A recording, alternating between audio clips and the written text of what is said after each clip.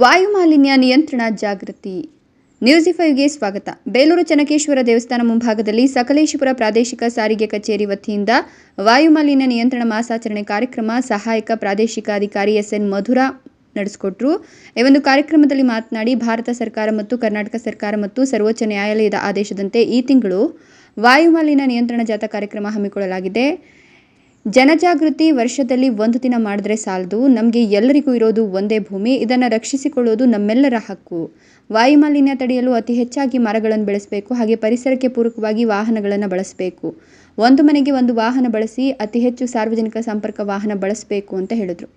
Motor ವಾಹನ ಅಧೀಕ್ಷಕರಾದ ಆಶಾ M R ಮಾತನಾಡಿ, ಜನರು ಜಾಗತಿಕ ಆಲೋಚನೆಯಿಂದ ಎಷ್ಟು ಪೂರಕವಾಗಿದೆಯೋ ಅಷ್ಟೇ ಮಾಲಿನ್ಯಕ್ಕೆ ಮಾರಕ ಮತ್ತು ಇತ್ತೀಚಿನ ದಿನಗಳಲ್ಲಿ ದೆಹಲಿಯಲ್ಲಿ ಆಗ್ತಿರುವ ಮಾಲಿನ್ಯಕ್ಕೆ ಜಾಗತೀಕರಣ ಕಾರಣ. ಜನರು ಪರಿಸರ ಸ್ನೇಹಿ ವಾಹನವನ್ನು ಅತಿ ಹೆಚ್ಚಾಗಿ ಬಳಸಬೇಕು ಅಂದರು. ಸಕಲೇಶಪುರ ಪ್ರಾದೇಶಿಕ ಸಾರಿಗೆ ಅಧೀಕ್ಷಕ ಗಿರೀಶ್ ಮಾತನಾಡಿ, ಮಾಲಿನ್ಯ ತಡೆಯಲು ಸೈಕಲ್ ಅತಿ ಹೆಚ್ಚು ಬಳಸಿ, ಕಾಡು ಬೆಳೆಸಿ ನಾಡು ಉಳಿಸಿ ಅಂದರು. ಭ್ರಷ್ಟಾಚಾರ ನಿಗ್ರಹ ದಳ ಸಂಸ್ಥೆ ಹಾಸನ ಜಿಲ್ಲಾ ಯುವ ಘಟಕದ ಅಧ್ಯಕ್ಷರಾದ ಮೊಹಮ್ಮದ್ ಅಬ್ರಾರ್ ಮಾತನಾಡಿ, ಇಲ್ಲಿ ವರ್ಷಕ್ಕೊಮ್ಮೆ ಜಾಗೃತಿ ಮೂಡಿಸುವ ಕೆಲಸ ಮಾಡ್ತಾರೆ. ಆದರೆ ದೇಶ ಉಳಿಸಿ ಬೆಳೆಸಬೇಕಾದ್ರೆ ಎಲ್ಲ ಪ್ರಜೆಗಳು ಜಾಗೃತರಾಗಬೇಕು. ಇವತ್ತು ರಾಷ್ಟ್ರ ರಾಜಧಾನಿ ದೆಹಲಿಯು ವಾಯು ಮಾಲಿನ್ಯ ನಿಯಂತ್ರಣ ಆಗದೆ ದೆಹಲಿ ತುಂಬ ದಟ್ಟ ಹೊಗೆ ಆವರಿಸಿ ಅಲ್ಲಿನ ಮಕ್ಕಳಿಗೆ ಭಯಾನಕ ರೋಗಗಳು ಬರ್ತಾ ಇದೆ ಅಂತ ವರದಿಯಾಗಿದೆ ಅಂತ ತಿಳಿಸಿದ್ರು. ಇಲ್ಲಿ 15 ವರ್ಷ ಮೇಲ್ಪಟ್ಟ ವಾಹನ ಬಳಸೋದ್ರಿಂದ ದೆಹಲಿಯ ಸ್ಥಿತಿ ಬಂದು ನಿಮ್ಮ ಭವಿಷ್ಯದ ಪೀಳಿಗೆಯ ಮೇಲೆ ಪ್ರಭಾವ ಬೀರೋದು ಆಶ್ಚರ್ಯವೇನಿಲ್ಲ ಅಂತ ವಿಷಾದ ವ್ಯಕ್ತಪಡಿಸಿದ್ರು. ಜನರು ಹೈಬ್ರಿಡ್ ವಾಹನ ಮತ್ತು ಇವಿ ವಾಹನ ಬಳಸಿ ಮಾಲಿನ್ಯ ನಿಯಂತ್ರಣ ಮಾಡಬೇಕು ಅಂದರು. ಈ ಸಂದರ್ಭದಲ್ಲಿ ವೀರಶೈವ ಮಹಾಸಭಾ ಯುವ ಘಟಕದ ಅಧ್ಯಕ್ಷ ಚೇತನ್, ಭಾರತ್ ಇನ್ಶೂರೆನ್ಸ್ ಮತ್ತು ಮಾಲಿನ್ಯ ನಿಯಂತ್ರಣ ಕಚೇರಿ ಸೈಯದ್ ಅಬ್ರಾರ್, ರಾಮೇಗೌಡರು, ಶೇಖರ್, ಮಂಜುನಾಥ್, ಮೀಸೇಗೌಡರು ಮತ್ತಿತರರು ಉಪಸ್ಥಿತರಿದ್ದರು. ನಿರಂತರ ಸುದ್ದಿ ಸಮಾಚಾರಗಳಿಗಾಗಿ ನೋಡ್ತಾ ಇರಿ, ಇದು ನಿಮ್ಮ ನ್ಯೂಸ್5. ಮಾಡ್ತಾ ಇದ್ದೀವಿ. ಏನು ಅಂತ ಹೇಳಿದ್ರೆ, ಈ ಅತಿ ಮುಖ್ಯವಾದಂಥ ಮಾಸಾಚರಣೆ ಯಾಕೆಂತೇಳಿ ಒಂದಿನ ಮಾಡುವಂಥದ್ದಲ್ಲ ಅಥವಾ ಒಂದು ತಿಂಗಳು ಮಾಡುವಂಥದ್ದಲ್ಲ. ಇದು 365 ದಿನಗಳು ಕೂಡ ನಾವು ಮಾಡಲೇಬೇಕು. ಯಾಕೆ ಅಂದರೆ ನಾವಿರುವಂಥ ಜಾಗವನ್ನು ನಾವು ಕಾಪಾಡ್ಕೋಬೇಕು. ಯಾವ ರೀತಿ ಕಾಪಾಡ್ಕೊಳ್ಬೇಕು ಅಂತ ಹೇಳಿದ್ರೆ, ನಾವು ಯಾವುದೇ ಒಂದು ವಾಹನವನ್ನು ಖರೀದಿ ಮಾಡಿದ್ರೆ ನಾವು ಒಂದು ಗಿಡವನ್ನು ನೆಡಬೇಕು. ಆದಷ್ಟು ಗಿಡವನ್ನು ಕಟ್ ಮಾಡೋದು ಕಡಿಮೆ ಮಾಡಬೇಕು. ಪ್ರತಿಯೊಬ್ಬರು ಗಿಡಗಳನ್ನು ನೆಡಬೇಕು. ಅದಾದಮೇಲೆ ಪ್ರತಿಯೊಬ್ಬರು ಈ ಕಟ್ಟಿಗೆಯನ್ನು ಸುಡೋದನ್ನು ಕಡಿಮೆ ಮಾಡಬೇಕು. ಪ್ಲಾಸ್ಟಿಕ್ ಬಳಕೆಯನ್ನು ಕಡಿಮೆ ಮಾಡಿ ಆದಷ್ಟು ಒಂದೇ ಒಂದು ವಾಹನವನ್ನು ಯೂಸ್ ಮಾಡಿ. ಹಲವಾರು ಜನ ನಾವು ಓಡಾಡ್ತಿದ್ದೀವಿ ಅಂತ ಹೇಳಿದ್ರೆ ಒಂದೇ ಒಂದು ವಾಹನ ಬಳಕೆಯನ್ನು ಮಾಡೋದು ತುಂಬ ಒಳ್ಳೆಯದು. ಆಮೇಲೆ ಒಬ್ಬೊಬ್ಬರು ಒಂದು ವಾಹನವನ್ನು ಯೂಸ್ ಮಾಡೋದನ್ನು ಕಡಿಮೆ ಮಾಡಬೇಕು. ಅದೇ ನಿಟ್ಟಿನಲ್ಲಿ ನಾವು ಇಲ್ಲಿ ನೆರೆದಿರುವ ಸಮಸ್ತ ನಾಗರಿಕರಿಗೆ ಸಹಾಯಕ ಪ್ರಾದೇಶಿಕ ಸಾರಿಗೆ ಕಚೇರಿ ವತಿಯಿಂದ ನನ್ನ ಹೃತ್ಪೂರ್ವಕವಾದ ನಮಸ್ಕಾರಗಳನ್ನ ಈ ಮೂಲಕ ತಿಳಿಸ್ತೇನೆ.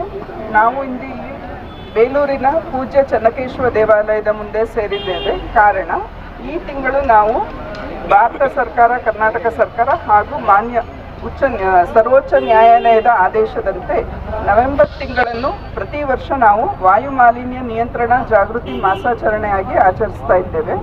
ನಮ್ಮ ಇಲಾಖಾ ವತಿಯಿಂದ ಪ್ರತಿಯೊಂದು RTO ಕಚೇರಿಯಲ್ಲಿ ಈ ತಿಂಗಳಿನಲ್ಲಿ ನಾವು ಈ ಜಾಗೃತಿ ಮಾಸಾಚರಣೆಯನ್ನು ಆಚರಿಸ್ತೇವೆ. ಉದ್ದೇಶ ಇಷ್ಟೇ, ನಮಗೆಲ್ಲ ತಿಳಿದಿರೋ ಹಾಗೆ ನಮಗೆ ಇರುವುದೊಂದೇ ಭೂಮಿ, ಅದರಿಂದ ನಾವು ಆ ಭೂಮಿಯನ್ನು ಉಳಿಸಿಕೊಳ್ಳಬೇಕು.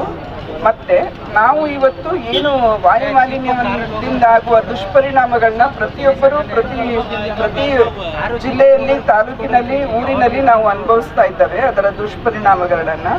ಆದ್ದರಿಂದ ಅದನ್ನು ತಡೆಗಟ್ಟುವ ನಿಟ್ಟಿನಲ್ಲಿ ನಮ್ಮ ಕೈಲಾದ ನಾವು ಏನು ಮಾಡಬಹುದು ಅದನ್ನು ನಾವೆಲ್ಲರೂ ಕೈ ಜೋಡಿಸಿ ಸಮರ್ಪಕವಾಗಿ ಇದು ತಿಂಗಳು ಒಂದಕ್ಕೆ ನಾವು ಸೀಮಿತಗೊಳ್ಳದೆ ವರ್ಷದ 365 ದಿನವೂ ಕೂಡ ನಾವು ವಾಯು ಮಾಲಿನ್ಯ ನಿಯಂತ್ರಿಸುವಲ್ಲಿ ನಮ್ಮ ಕೈಲಾದ ಮಟ್ಟಿಗೆ ನಮ್ಮ ಸಹಕಾರವನ್ನು ನೀಡೋಣ ಹಾಗೂ ಕೈ ಜೋಡಿಸೋಣ ಎಂದು ಈ ಮೂಲಕ ಕೇಳಿಕೊಳ್ಳುತ್ತೇನೆ.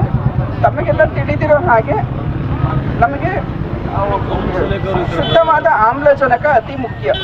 ನಮಗೆ ಉಸಿರಾಡಲಿಕ್ಕೆ ನಮಗಾಗಲಿ ನಮ್ಮ ಪ್ರಾಣಿ ಪಕ್ಷಿಗಳಿಗಾಗಲಿ ಶುದ್ಧವಾದ ಆಮ್ಲಜನಕ, ಶುದ್ಧ ಗಾಳಿ ನಮಗೆ ಅತ್ಯವಶ್ಯಕವಾಗಿರುತ್ತದೆ.